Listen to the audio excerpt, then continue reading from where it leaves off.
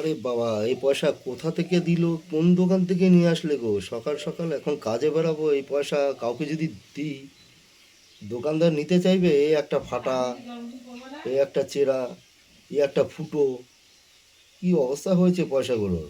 কোনো এর প্রতি কি যত্নই নেয় না এই পয়সার প্রতি। এই পয়সা থেকে একটা হিন্দি কাহাওয়াত মনে পড়ে যাচ্ছে। পয়সা, इसे तोड़ो मोड़ो गंदा करो, फिर भी ये पैसा चलता, क्योंकि ये पैसा है। इसके पावर, इसी का पावर सबसे ऊंचा, सबसे ऊंचा इसी का power, the power of money.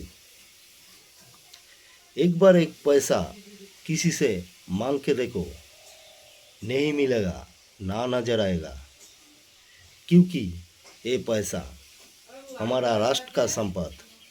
यही पैसा, इसे सब कुछ होता है, इसे सिस्टम भी हिल जाता है। यही पैसा सबके लिए खासियत है।